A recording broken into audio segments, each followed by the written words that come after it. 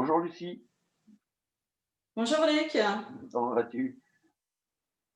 très bien. Enfin, Confiné? merci pour ton invitation. Écoute, c'est avec plaisir. Je te remercie d'avoir accepté et d'avoir pris le temps pour faire cette interview. Et est-ce que justement, tu peux te présenter, nous dire qui tu es, le nom de ton blog, son thème et quels sont tes projets à court, moyen et long terme? Ok. Donc, mon blog s'appelle Cuisiner libéré. Mhm. Donc, comme son nom l'indique, il est sur la cuisine, Oui, mais c'est pas un blog de recettes. Alors, sur le blog, vous trouverez quelques recettes, mais oui, mon idée principale, c'est d'aider les gens, surtout les mamans, qui mhm, sont très occupées mhm, par leur travail, par leurs obligations, à manger de façon équilibrée, de façon saine, de saison. mhm, Et mon idée, c'est que bien manger, c'est facile et oui, qu'on n'a pas besoin de passer des heures en cuisine pour bien manger. Donc voilà, donc sur le blog, on peut retrouver donc quelques recettes et surtout des idées de menus. mhm, Et donc, il y a aussi plusieurs menus qui sont associés avec des listes de courses.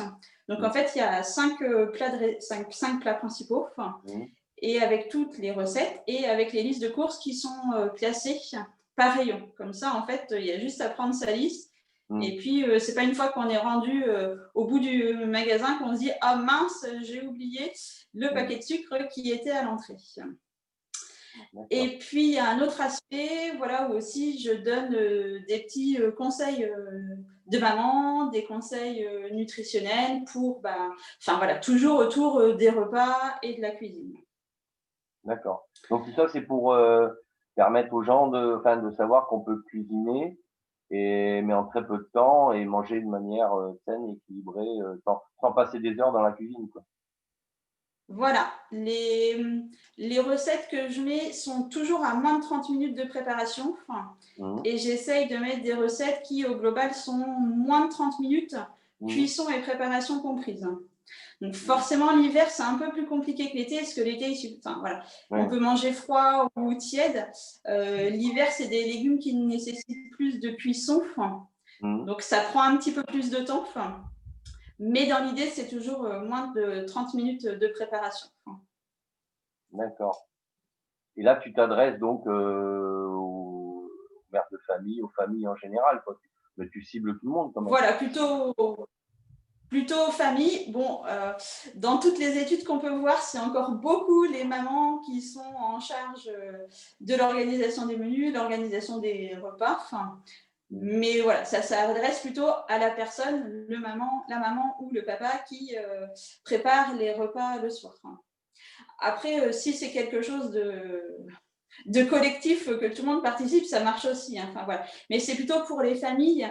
Mmh. Et bon, après, c'est un peu le cas de tout le monde, mais qui sont vraiment occupés et qui rentrent assez tard le soir et qui n'ont pas forcément ce temps de préparer à manger. Oui, parce que c'est Ce vrai qui était que mon cas avant. oui, oui, parce que c'est vrai qu'il y a enfin, le sentiment qu'on a, c'est qu'il y a de moins en moins de gens qui cuisinent et qui, ont tendance à acheter des plats préparés qui sont pas forcément, sains pour la santé, quoi, qui sont et en plus qui sont peut-être plus chers finalement. Alors, sain pour la santé, si tu manges un plat préparé une fois de temps en temps, Oui, il ne va oui. rien t'arriver. Mmh. Après, c'est vrai que si tu en manges tous les jours, et ben oui, c'est un peu plus compliqué parce que tu maîtrises pas tout ce qu'il y a dedans. Et puis qu'il y Mmh. a parfois, alors même si c'est sans conservateur, sans colorant, il y a parfois des modes de cuisson, des plats préparés qui peuvent dégrader certains aliments ou certains nutriments. L'idée, c'est vraiment de trouver l'équilibre. Et c'est pas non plus que ce soit une contrainte. Il Mmh. faut trouver le juste milieu. Et il y a aussi plein de gens qui se disent que cuisiner, c'est compliqué, préparer des légumes, Oh, c'est mmh. compliqué. Donc voilà, mon idée, c'est de dire, ben non, c'est pas compliqué, en fait, c'est facile. Et tu as une méthode particulière, par exemple, enfin, je sais pas moi, quand j'étais beaucoup plus jeune, j'ai eu fait des saisons et en fait, si tu veux, tu vois quand en fait les chefs, ils ont des méthodes, avec une base, par exemple. et une ou plusieurs bases de produits. Et puis avec ça, ils font une dizaine de plats différents, quoi, en fait. Bah, alors, moi, ma méthode, moi, ce que j'utilise, c'est la planification des menus. Donc, en fait, toutes les semaines, je me prends un petit temps, une demi-heure, sur lequel, en fait, je décide ce que je vais manger la semaine d'après. Et à l'issue de ça, en fait, je fais ma liste de courses. Et comme ça, tous les soirs, je sais ce que je vais manger. Et je ne me demande pas dès le midi, oh là là, mais qu'est-ce que je vais pouvoir faire ce soir Ouais. en rentrant, ou qu'est-ce que je vais manger ce soir. Voilà, donc ça, c'est une partie de la base. L'autre partie, c'est que je suis abonnée à un panier de légumes, donc je m'efforce de cuisiner mes légumes aussi toutes les semaines.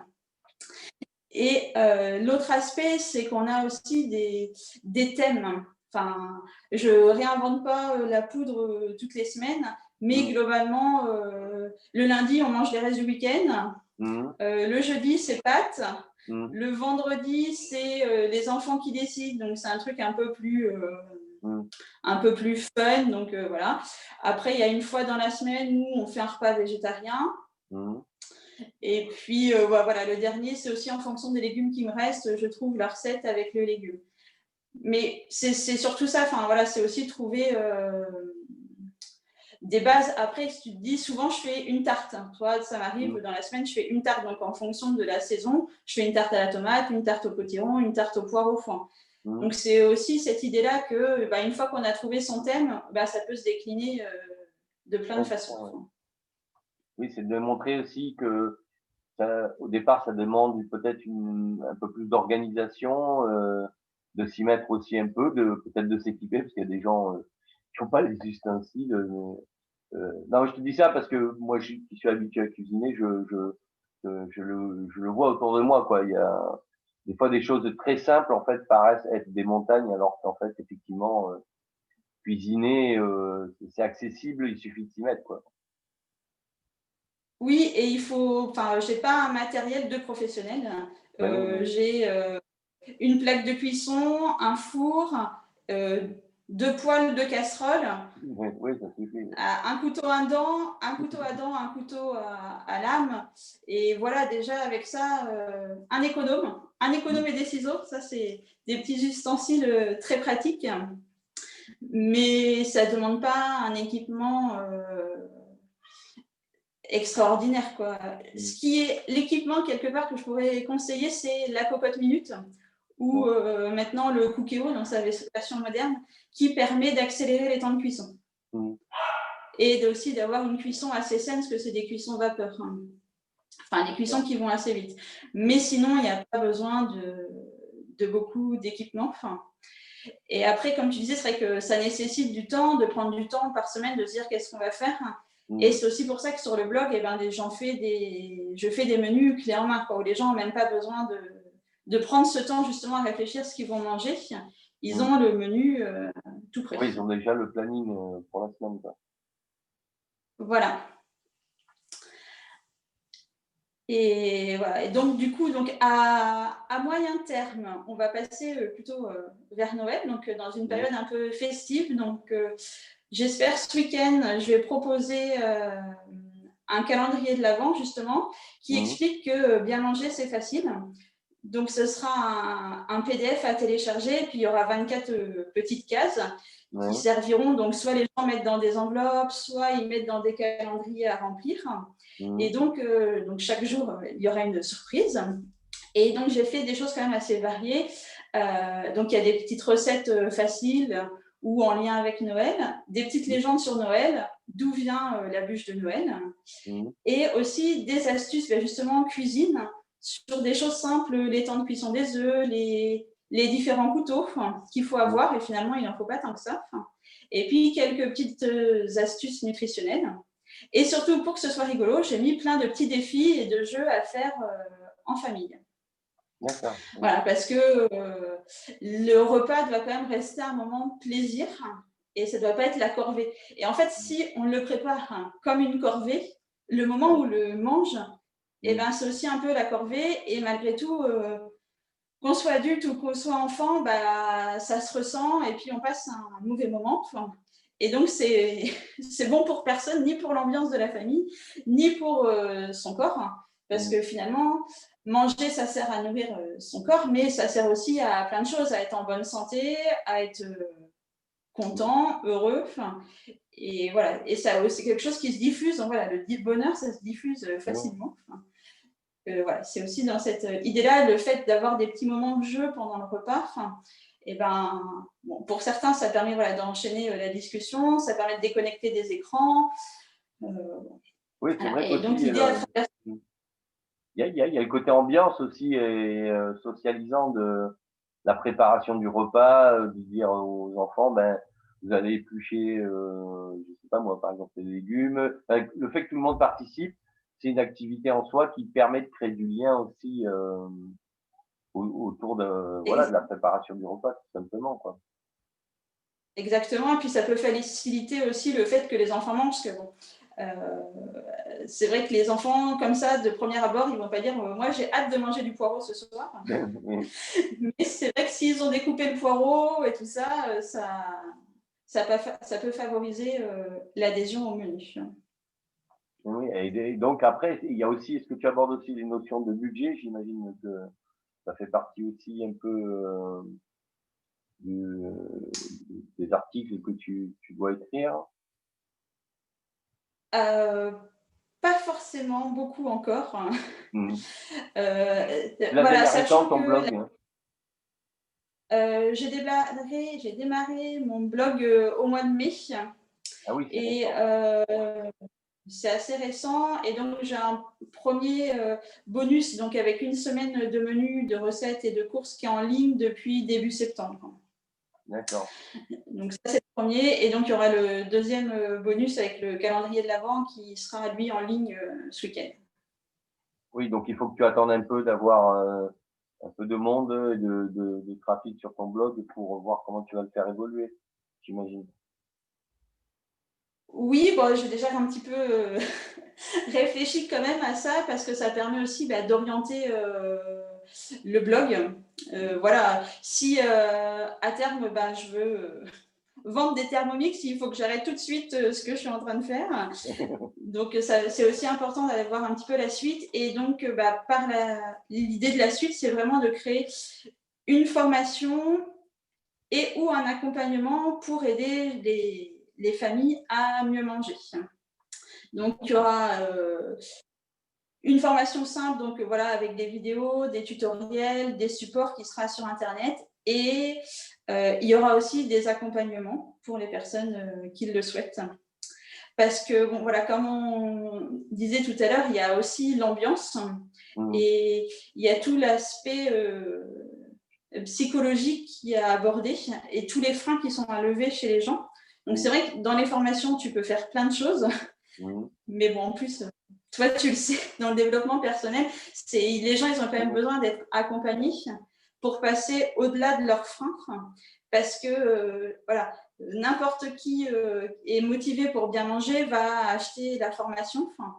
Malgré tout, au début, ça demande quand même, quand on n'a pas l'habitude, une petite contrainte, une petite habitude, et peut abandonner assez facilement. Donc, je pense qu'on est quand même sur des choses qui nécessitent un peu d'accompagnement.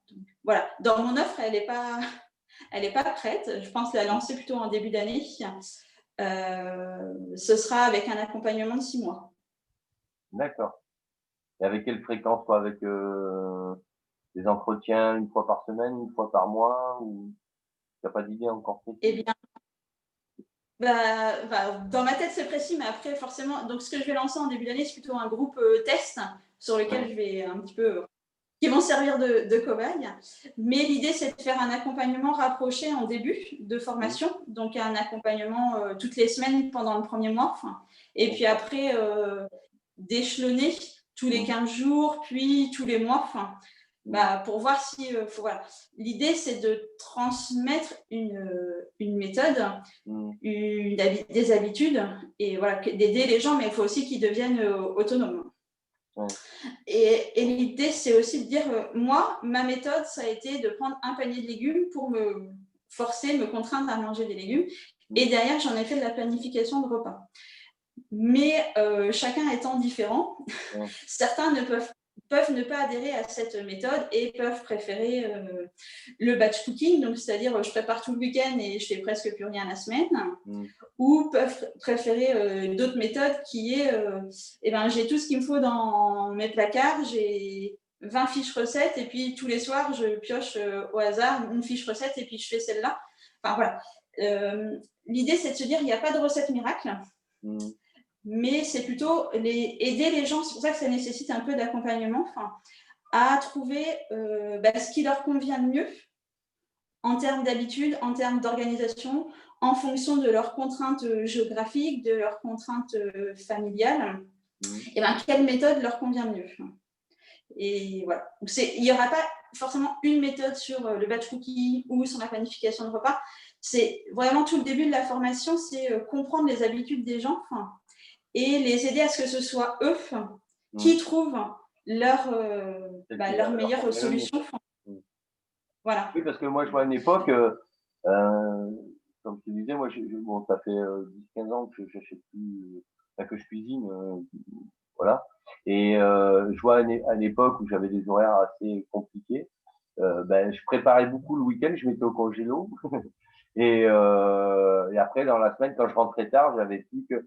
Alors, j'avais la base, quoi, voilà, que je mettais au congélo, puis je pouvais sortir, et puis voilà, j'avais juste à rajouter quelques ingrédients, mais ça me permettait en arrivant tard, de pas cuisiner justement le soir même, quoi. C'est ça. Mais bon, voilà, après, c'est aussi en fonction de chaque personne, chacun a ses habitudes. Si on est, par exemple, les gens qui sont en ville ou à Paris, ils ont des minuscules frigos, ils n'ont surtout pas de congélateur, parce que le mètre carré est assez cher, donc c'est pas pour aller mettre un congélateur. Donc ces gens-là, cette méthode-là, elle va pas être adaptée. Mais il peut y avoir d'autres méthodes adaptées, donc c'est vraiment s'adapter, et puis c'est aussi un peu par l'expérimentation que les gens vont trouver leur meilleur, ce qui leur convient le mieux. C'est un peu comme tout apprentissage. Si tu te donnes un truc comme ça, toi-même les enfants, tu leur fais apprendre par cœur quelque chose, le lendemain, ils savent te le réciter. Donc, au bout d'un certain temps, c'est parti. Il faut vraiment qu'il y ait une appropriation du sujet pour que ça marche dans le temps. Oui, puis c'est vrai que tu auras peut-être plusieurs types de populations. Tu auras une population urbaine qui aura des besoins, des attentes en fonction d'une gestion du temps qui sera peut-être plus en flux tendu, alors que des gens peut-être en province qui ont plus accès à des marchés, ou voilà, avec une vie peut-être un peu plus décontractée entre guillemets, qui auront plus le temps d'acheter des produits frais parce qu'ils y auront accès tout simplement, quoi. Oui, voilà, il y a des... puis même des fois, dans un même lieu, il y a les habitudes il y a les contraintes de travail, les habitudes des enfants. Il y en a qui ont des jardins, pas de jardin, voilà, il y a toujours... Oui. Et là, tu envisages de faire ça sous forme de quoi? De webinar, du coaching en ligne, en présentiel, tes formations, tu les proposeras en ligne, j'imagine? Oui, ce sera des formations en ligne, et puis les séances de coaching se feront par visio. Je n'ai pas encore forcément défini, mais et puis ça reste quand même quelque chose d'assez personnel. Donc, les premières séances seront en tout cas en individuel. Je n'ai pas prévu de séance collective. Si il y a des séances collectives, elles seront vraiment sur un point précis. Et peut-être un peu sur des méthodes, alors je pense que tu connais, de co-développement, des techniques de co-développement.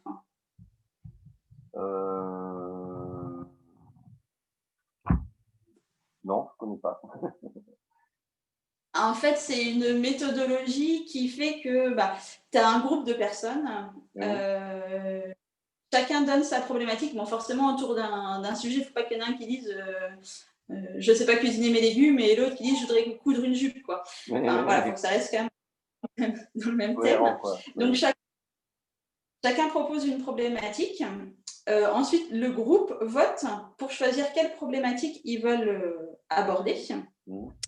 Une fois que la problématique est choisie, la personne qui a amené ce problème-là le présente pendant 5 minutes, et les autres lui posent des questions. Mais c'est vraiment des questions descriptives. Il n'y a pas le droit de déjà proposer des solutions. C'est vraiment, on doit s'approprier la situation et poser plein de questions. Ensuite, bon, chacun réfléchit. Et ensuite, on passe dans un deuxième temps où chacun fait des propositions. Et là, c'est la personne qui a la problématique qui va poser des questions en disant, bah oui, mais ça, je suis pas d'accord, moi, je pense ça et tout ça. Et à la fin, la personne qui a mis sa problématique fait une synthèse de tout ce qu'elle a pu apprendre et prend un engagement dans tout ce qu'elle a retenu, de ce qu'elle va mettre en place. Et du coup, que les autres participants, comme on est sur des thèmes assez proches, peuvent aussi trouver des idées. Et donc, chacun prend un engagement sur ce qu'il va mettre en place pour l'aider dans sa problématique qu'il a expliquée au début. D'accord. Et en fait, c'est la force du groupe qui te permet de trouver des solutions plus créatives. Et c'est aussi la force du groupe de se dire, dans un premier temps, je ne suis pas toute seule avec mon problème. Il n'y a pas que moi qui ne sait pas comment on coupe un poireau, j'exagère, mais voilà, qui se sent débordé quand il faut préparer des légumes, qui se sent débordé quand il y a des enfants qui courent à côté, qui n'a pas envie de faire la cuisine avec une plaque à gaz, avec les risques que ça peut engendrer sur les enfants. Enfin voilà, il y a le côté groupe qui permet de se rassurer, de se dire, je ne suis pas toute seule dans mon problème, je ne suis pas tout seul dans mon problème.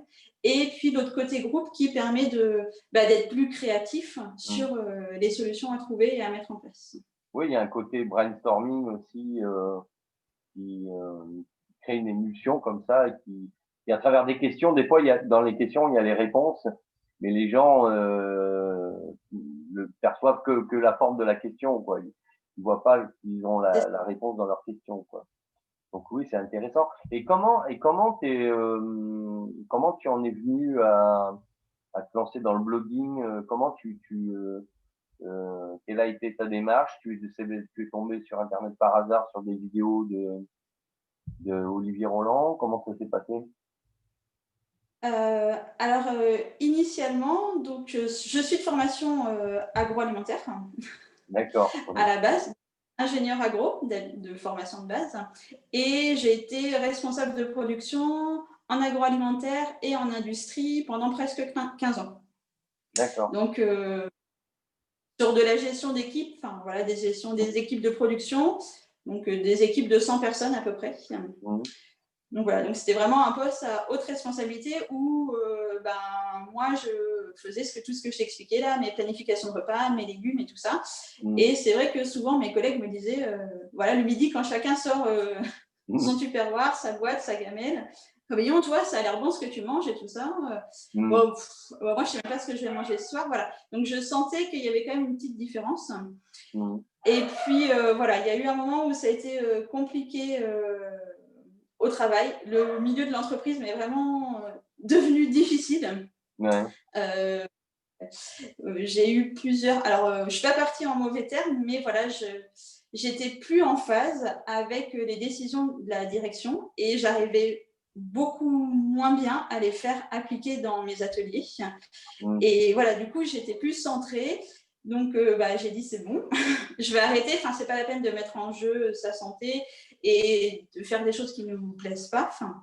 Donc, je me suis dit, il va falloir que je trouve une autre solution. Donc, voilà, j'ai fait un bilan de compétences et dans le bilan de compétences, le blog est apparu ou l'accompagnement de personnes. Moi, malgré tout, c'était resté dans un petit coin dans ma tête. Et puis, en cherchant, voilà, je suis tombée sur le livre d'Olivier Roland, sur son blog, sur sa formation. Et je me suis dit, bon, ça a l'air pas mal. Ça a l'air pas mal. Et puis ça m'est revenu de me dire, ah, mais c'est vrai au fait que dans mon bilan de compétences, elle m'avait dit que j'avais quand même toutes ces compétences-là pour tenir un blog, les capacités de synthèse, les capacités d'écriture, les capacités de conseil, d'analyse. Donc, il n'y avait plus qu'à trouver un thème. Et puis, donc, c'était parti pour la cuisine, mais pas vraiment. Des blogs de recettes, il y en a des dizaines et des dizaines, des centaines. Donc, c'était plutôt, c'est quoi ma particularité? Et moi, je ne vais pas apporter des recettes. C'est pas ça. C'est plutôt comment est-ce que, manger. C'est vraiment passer ce message. Manger, c'est facile. Bien manger, c'est facile. Oui, ça rejoint presque une méthodologie d'organisation, quoi. Sauf que là, c'est orienté, cuisine, alimentation. Mais apporte plus une méthode d'organisation. Et après, derrière, le fond, enfin, le contenant, c'est ton thème, mais c'est une méthode d'organisation. Exactement. Et puis avec tout l'aspect quand même développement personnel alors c'est sûr, je n'ai jamais fait de coaching, mais bon, j'ai quand même encadré plus de 100 personnes. Donc l'accompagnement personnel, c'est quand même des choses que je connais, que j'ai eu l'habitude de faire. Et qui finalement, moi, toute seule, dans ma cuisine, dans ma maison, me manque un peu en fait ce côté relationnel et ce côté aider les autres à s'épanouir. Donc c'est aussi ça, en fait, que je voulais continuer de transmettre. Ce côté vraiment relationnel et aller chercher le potentiel dans chacun. Tout le monde a du potentiel. Certains sont plus conscients que d'autres. Et vraiment, c'est être le révélateur de chacun. Et voilà, et j'ai choisi la thématique cuisine pour faire ça, puisque on doit manger 3 fois par jour, donc ça revient souvent quand même. Ben oui, oui, oui. Oui, puis, et tu vois, tu parlais aussi des courses, mais c'est vrai parce qu'en fait, tout est lié. Parce qu'il suffit pas de savoir cuisiner. Alors tu me diras, en général, quand on sait cuisiner, on sait faire des courses, mais pas forcément en fait, parce que il y a des gens qui cuisinent ce qu'ils ont envie et puis qui peut-être ne savent pas faire des courses de manière rationnelle pour durer dans le temps, parce qu'après on peut s'épuiser à se dire mais il faut tout le temps faire des courses trop souvent, et alors que ça fait partie, j'imagine, de ta méthode d'organisation, de savoir faire des courses aussi, quoi, d'apprendre à faire des courses de manière efficiente, quoi. Bah, c'est ça, il y a des gens qui perdent du temps à faire leurs courses et puis qui aussi se retrouvent à acheter des choses dont ils n'ont pas besoin. Alors, tu me disais tout à l'heure, le budget, je n'ai pas très bien chiffré, mais ce qui est sûr, c'est que les gens qui font de la planification de repas jettent beaucoup moins de nourriture que les gens qui rentrent dans un supermarché sans savoir ce qu'ils vont manger de la semaine. Ouais. Donc, voilà, donc ça fait quand même des économies de budget. Et moi, quand je disais je ne prends pas de budget, c'est que cette économie-là, je m'en sers pour prendre du qualitatif. Et du local. En fait, ma viande, je la prends, enfin voilà, j'achète des caisses de 10 kilos à côté de chez moi, pareil pour le porc, pareil pour les légumes. Donc c'est pour ça, en termes de budget, je pense que ça se vaut, mais c'est plus qualitatif. Enfin, voilà, quand je mets mon entrecôte dans ma poêle, je promets qu'on peut manger à 2, voire 3 dessus, quoi. Ça ne réduit pas de moitié une fois que c'est cuit. Et il y a aussi tout l'aspect, comme on disait, émotionnel. Il y a des gens qui, quand ils vont faire leurs courses, vont plus passer de temps dans le rayon gâteau et chocolat que dans le rayon fruits et légumes. Donc, il y a aussi, quand tu as ta liste, tu vas plus vite, mais tu évites de passer par les rayons qui sont un peu moins sains, quoi. Après, il n'y a pas de souci, tu peux t'acheter des gâteaux, mais oui, tu sais quand même si tu as une liste. Voilà, c'est... Et là où c'est aussi mieux dans ton budget, c'est que tu n'achètes que ce que tu as sur ta liste, tu évites de t'éparpiller, d'acheter des choses dont tu n'as pas forcément besoin et de te laisser happer par les promos qui souvent sont... il y a des personnes qui ont fait des études pour dire que en fait, quand tu achètes en promo, tu dépenses plus. C'est ça. Et d'ailleurs, il y a un gars qui a fait des vidéos sur sa chaîne où il démontrait que quand tu voyais des promos de acheter un offert, mais en fait c'était plus cher quand tu comparais, tu divisais par 3, c'était plus cher que si tu achetais à l'unité. Donc en fait, voilà, c'était pas forcément des vrais promos, quoi. Non, puis, alors c'est vrai que et je pense que tu vois aussi dans le côté course, comme tu dis, il y a apprendre à lire le prix au kilo et apprendre aussi à décrypter un petit peu les étiquettes. Tu vois, je parlais avec des enfants là, cette semaine et je leur dis, c'est peut-être mieux d'acheter des clémentines que d'acheter des bonbons. Ils me disent, non, 1 kilo de clémentines, c'est 4 €, puis mon paquet de bonbons, c'est 2,50 €. Je dis, oui, dans 2,50 €, tu n'as pas 1 kilo de bonbons, tu n'as que 200 grammes de bonbons. Ah oui, c'est vrai. Voilà, après, l'idée de s'adresser aux familles, c'est aussi éduquer les générations futures et transmettre les bonnes habitudes aux générations futures. Parce que là, il y a aussi de nombreuses études qui disent que les bonnes habitudes, principalement alimentaires, ça se prend dès le plus jeune âge.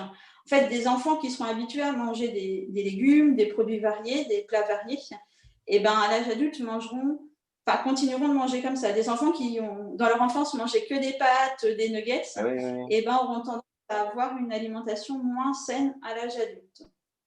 Ah ouais, tout à fait, ouais. Donc, c'est aussi, voilà, mon offre, le site, ça s'adresse aussi aux familles parce que j'ai quand même cette volonté dans la transmission et dans l'éducation et l'apprentissage des enfants. Donc, ça arrive souvent, en fait, moi, comme j'ai mes enfants, je mets les commentaires de mes enfants de mes recettes. Alors, ça, ils ont aimé, ça, ils n'ont pas aimé. Voilà. Mais après, tu vois, par rapport au blog culinaire, alors moi, j'ai pas de studio photo. Les photos qu'il y a sur mon blog, c'est les photos de mon assiette 3 minutes avant que je la mange. D'accord. Ou des fois, c'est la photo de l'assiette des enfants parce que voilà, depuis que je fais le blog, c'est un petit peu la bagarre à qui va avoir son assiette prise en photo. Mais ouais, donc, c'est pas des assiettes parfaites, c'est pas des assiettes de chef. Oui, oui, oui. On mange bien, on mange pas au restaurant. Et je veux laisser quand même ce côté. Voilà, j'essaye de faire quand même des belles photos, des belles assiettes, mais accessibles à tout le monde, que tout le monde peut refaire. Pas le truc parfait, pile poil. Oui, oui, Moi, quand je vois des photos de tartes, j'arrive jamais à faire une tarte où ma pâte, elle est bien nickel comme ça. Partout, il y a toujours un endroit, c'est un peu ondulé, un peu. Voilà. C'est vraiment de. C'est pas l'objectif de ton blog, de toute façon. Non. Mais voilà, c'est plutôt des recettes, tout est fait et tout est mangé par les enfants. D'accord. Donc, si les miens le mangent, déjà, c'est bien si tu arrives à les faire évoluer vers des plats qui habituellement repoussent un peu plus les enfants, c'est déjà une grande victoire. c'est ça. Et là, au niveau des formations, tu as déjà une idée de format quand tu parlais de formation en ligne? Tu sais à peu près si tu feras des formations, je sais pas moi, sur une demi-journée, des modules courts, des modules longs, ou tu as déjà pu réfléchir à ça déjà ou pas encore? J'ai en tête les différents modules, donc je dois être à 6 modules. Après, je pense que ce sera des petites vidéos assez courtes, parce que malgré tout, je suis sur une population de gens qui sont pressés, donc c'est pas pour aller leur faire des vidéos qui durent 1 heure, parce que je suis sûre qu'ils la regarderont pas, donc peut-être des vidéos assez courtes. Après, je compte quand même sur mon groupe pilote pour aussi m'aider et m'aiguiller dans le format qui est le plus adapté à leurs besoins. Donc, voilà, ça va plutôt être une partie théorique qui sera en vidéo, mais ce sera des petites vidéos, je pense, de 5-10 minutes. Et après, pas mal de petits supports papier, en tout cas sous forme de PDF, pour les aider à réfléchir, à se questionner ou à faire des modèles de liste de courses. Ou par exemple, j'ai réfléchi à un des bonus, c'est de leur donner un calendrier des fruits et légumes de saison. Voilà, ça peut faire partie des petits supports. Il y aura des supports tout prêts et aussi des supports, comme je disais, en fait, mon idée, c'est vraiment qu'ils s'approprient la méthode. Donc, ça va aussi pas mal être de questionnement, de documents à remplir. Après, à remplir, ils le font s'ils le veulent, ils ne sont pas obligés d'écrire. Je ne ramasse pas les copies à la fin de l'heure. Mais c'est vrai que d'avoir ces questionnements-là et le fait d'écrire, des fois, ça permet de poser les choses par rapport à se le dire juste dans sa tête.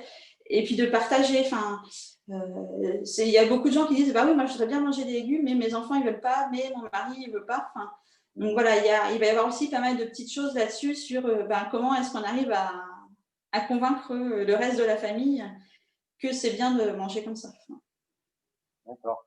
Et là, en termes de communication, j'imagine que tu fais partie de groupes qui sont dans tes thématiques. Comment tu procèdes? Tu passes par Facebook ou tu as commencé ta chaîne déjà, YouTube?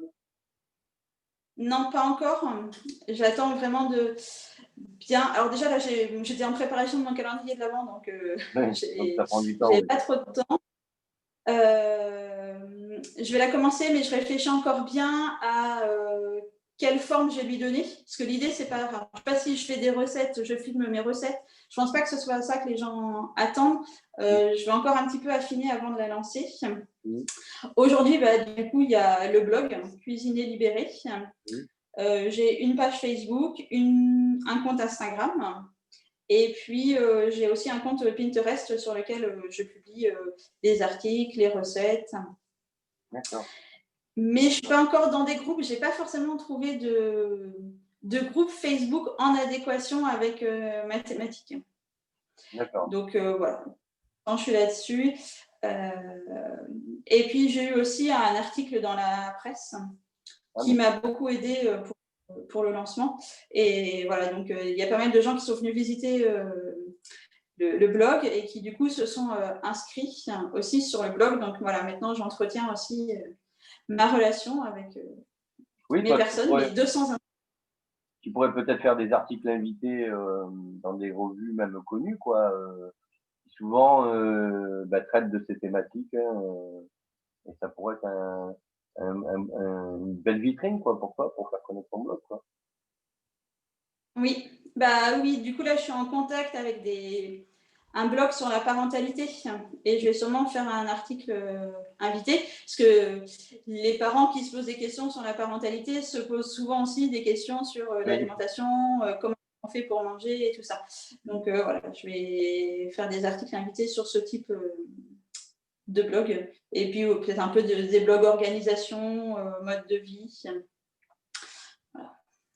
Ça arrive au fil du temps. Oui, il faut un peu de temps. De toute façon, tu veux pas tout faire. Il y a déjà la formation est assez complète.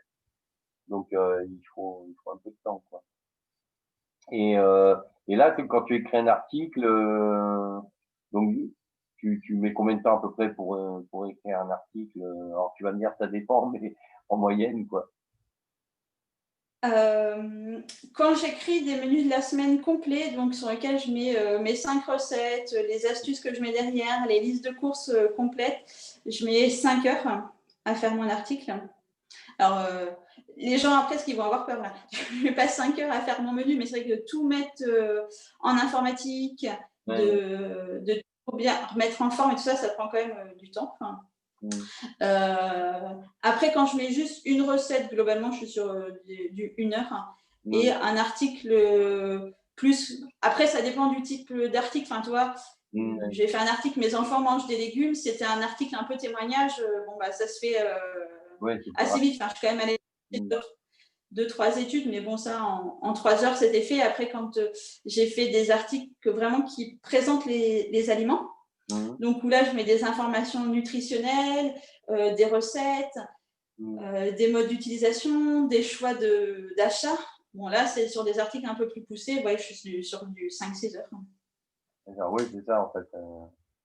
En soi, écrire un article, ça peut paraître comme ça évident de pouvoir le rédiger en 1 heure ou 2, mais en fait, quand tu as des recherches à faire, après toute la partie technique, ça prend aussi un peu de temps et c'est ça. Moi aussi, ça peut me prendre 2 heures, comme ça peut me prendre 2 jours selon le thème. Et si tu as des livres à lire, si tu as comment dire, des recherches scientifiques à parcourir, ça prend du temps, quoi. C'est assez chronophage et voilà, quoi. Bon, écoute. Après, c'est super intéressant. Oui. Mais c'est ça qui est intéressant à travers dans le blogging, c'est que on se forme tout le temps, en fait, en même temps. Oui, on apprend toujours des choses. Et en plus, du coup, moi, pour vraiment apporter une expertise plus approfondie, j'ai repris un BTS en diététique. Donc, en fait, je fais en plus, par correspondance, un BTS un BTS en diététique. D'accord. Donc, voilà, ça en plus. Donc, planning bien chargé. Oui. Parce que maman très occupée. La formation, elle est quand même, il y a des mois assez chargés quand même avec les cours. Oui. Donc, voilà, il y en a certains. Là, tu as quel module?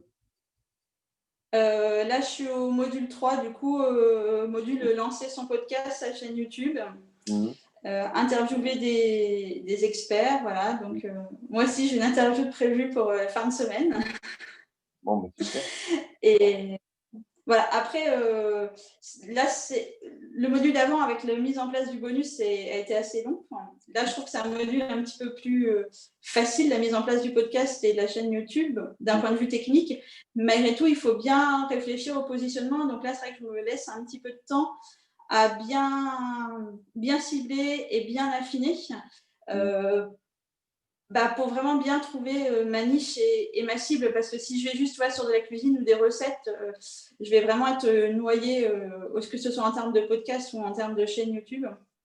Donc voilà, je me laisse un petit moment, enfin, je ne vais pas non plus prendre 3 mois, mais voilà, je pense pour fin novembre, enfin voilà, je vais lancer ça fin novembre, début décembre, je me laisse encore 15 jours à bien réfléchir et bien affiner ma cible pour pouvoir faire des choses après. Et puis, prendre un petit peu d'avance parce que ce soit sur le blog ou sur les podcasts, la régularité est importante. Et voilà, comme tu dis, il y a pas mal de petites choses déjà. Et donc, en fait, j'aimerais bien avoir quelques podcasts et quelques vidéos de prêtes avant de tout lancer pour ne pas être toujours à courir après le temps.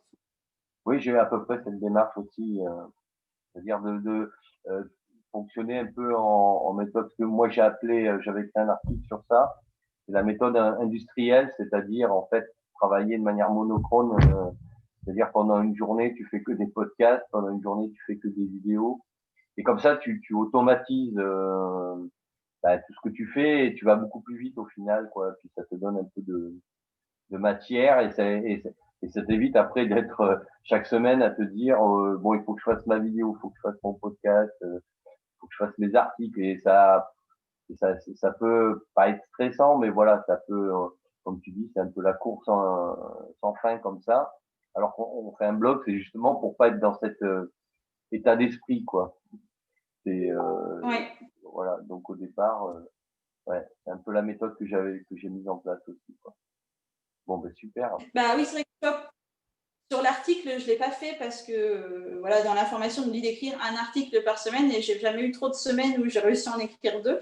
Donc, je suis souvent à courir après le temps et oui, c'est une certaine forme de stress. Et c'est vrai que je me dis, bon, je vais pas changer d'orientation professionnelle pour me retrouver encore plus stressée que j'étais avant. Après, en termes de volume de travail, je pense que je fais autant, si ce n'est plus d'heures que quand j'étais responsable de prod. Mais c'est juste qu'à la différence, là, je peux les faire quand je veux, quoi. C'est-à-dire que mes enfants, avant, je les levais à 6h30 le matin. Maintenant, je les lève à 8h. Parce que moi, je travaille, donc je me lève toujours à 6h, mais je travaille à la maison et du coup, eux, c'est un rythme plus cool. Moi, ça me coupe un peu plus, mais ce qui fait que voilà, c'est quand même plus cool pour eux. Et j'ai moins ce stress de me dire je vais arriver en retard. Voilà, si je suis en train d'écrire un article, c'est l'heure d'aller à l'école, c'est l'heure d'aller à l'école. Il n'y va rien. Je le reprendrai en rentrant. Voilà, donc il y a quand même là, c'est une vraie liberté, quelque chose de vraiment agréable. Mais après, en termes de volume horaire, ça demande quand même pas mal de travail. Je fais pas ça 2 heures par semaine, quoi. C'est pas vrai. Oui, ça, moi aussi, au départ, moi, j'écrivais 3 articles par semaine. Mais en fait, voilà, pareil, je voulais alimenter le blog. Parce que moi, alors, tout en suivant la méthode Ikea, je me sentais pas de passer à des étapes comme la chaîne ou les podcasts sans matière, par exemple. J'ai eu besoin d'avoir de la matière et d'écrire du contenu. Et même le premier bonus, bon, j'ai fait un bonus sur de l'organisation, mais toi, il y a un mois que j'ai fait un bonus, vraiment un livre, quoi, en fait. Mais parce que j'ai la matière qui m'a permis d'expliquer toute ma démarche, quoi. Je pouvais pas partir sans rien, quoi. C'était pas possible, quoi. Donc, Non, mais... donc il faut du temps, quoi, forcément, à un moment donné, en fonction du thème et de ta personnalité. On n'est pas tous pareils. Il y en a qui pourront en 3 mois peut-être lancer comme ça des bonus ou des webinars, mais enfin moi je le sentais pas, quoi. Non, mais voilà, c'est sûr, chacun avec sa personnalité. Et puis malgré tout, il y a quand même des éléments. Juste quand j'ai lancé, au moment où j'ai commencé en fait la formation, on a juste démarré le confinement en même temps, l'arrêt des écoles. Oui, Donc en même temps que je commençais ma formation, j'avais mes 2 enfants qui étaient en école à la maison, que je devais assurer l'école en même temps. Donc forcément, ça m'a pris, enfin, j'ai pas pu démarrer au rythme où je voulais, quoi. Ça a été un petit peu plus long que ce que j'aurais aimé faire si j'avais été. Mais bon, voilà, c'est comme ça. Et puis des événements, il s'en passera d'autres. bah oui. Après, Après, c'est quand même, c'est vrai, la chance là de pouvoir s'adapter et travailler vraiment, enfin voilà, à travailler à son rythme et puis ouais. adapter les moments de vraiment grosse charge à des moments plus cool. Oui, ça c'est vrai que c'est appréciable quand même, hein, de se dire, je peux partir, hein, et à la limite, je prends mon PC, à partir du moment où il y a une connexion, je peux travailler, je peux poster des articles. Non, pour ça, franchement, c'est un peu c'est un peu l'intérêt, hein, de cette Ouais. activité, hein. Toi, tu peux partir en vacances, par exemple, avec ta famille, et puis tu te dis, ben voilà, si un matin j'ai une inspiration, je peux écrire un article, j'ai pas besoin d'être au bureau, quoi. C'est ça qui est pratique, quoi. C'est ça. Non, mais c'est génial. Le côté un peu digital nomade, quoi, qui est aussi intéressant. Non, mais c'est vrai que c'est bien. Enfin, tu vois, moi, je suis partie marcher pendant une semaine et j'avais emmené mon ordinateur et tous les jours, soit j'écrivais un article, soit je préparais un menu, soit Mmh, je faisais des posts sur les réseaux sociaux et j'ai quand mmh, même pu faire mes 100 km de marche dans la semaine et tout en continuant mon activité. mmh. Alors que sur une activité salariée standard, ça, c'est pas possible. Oui, mais c'est ce que je C'est- disais à, je sais plus, c'était à Mylène ou Caroline, c'est que moi j'ai eu le déclic, alors il y a 10 ans, parce qu'en fait, moi, à côté, j'ai une activité, j'ai une plateforme e-learning, donc depuis 2013, en fait, ça fait 10 ans. Mais donc, j'ai déjà ce mode de fonctionnement.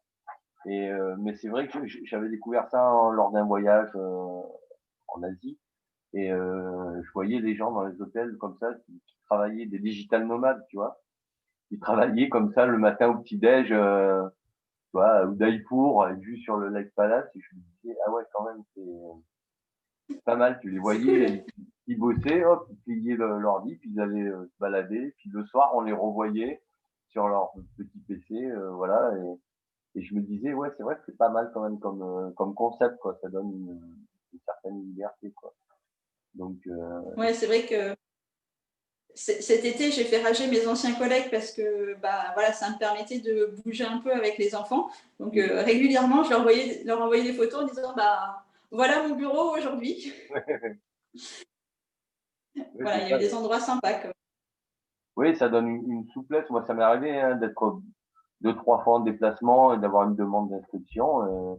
En fait, le soir, j'ai pu me connecter, inscrire mes stagiaires, et puis voilà, j'ai pas eu la contrainte géographique, quoi. Et pour les clients, c'est transparent. Pour eux, ça change rien. Et moi, ça me permettait de bouger. Pareil, alors que le côté métro, boulot, dodo, c'est vrai que on sent qu'il y a comme une lame de fond là qui est en train de se passer depuis Mm. quelques années, hein. Parce que si tu écoutes les autres interviews, tu verras que la plupart des gens ils sont un peu dans ce que tu as vécu aussi, et moi aussi d'ailleurs. Moi, j'étais aussi cadre dans le transport aérien, et c'était un peu la même problématique, quoi. Et il y a de plus en plus de gens comme ça qui recherchent plus de souplesse et de liberté, sans pour autant travailler moins, mais travailler différemment. Oui, après, je pense qu'il y a aussi un vrai problème de reconnaissance du métier de manager, hein. Enfin, Ouais. le métier de manager et de responsable, c'est vraiment un métier qui est assez compliqué parce qu'on est entre deux. Mmh. Voilà, c'est entre l'enclume et le marteau. Il y a les collaborateurs d'un côté qui te tiennent pour responsable de plein de choses, et de l'autre côté, tu as la direction qui t'en demande toujours plus. Et il faut jongler en permanence entre ça. Et voilà, et c'est compliqué. Alors, notamment d'un point de vue reconnaissance des directions, du travail fait. Alors, le travail fait, ce n'est pas forcément en termes d'heures, mais aussi en termes de résultats, en termes d'adhésion des équipes. Ouais. Et, voilà, moi, j'ai un peu été, je ne sais pas si c'est déçue, mais en tout cas, c'était plus en phase avec ce que je voulais. J'ai apporté une grande valeur, un grand attachement à mes équipes et je n'avais pas envie de leur faire n'importe quoi. Enfin, Oui, puis donc, à un souvent, moment, j'en parlais, je crois que c'est Mylène qui avait fait un article là-dessus.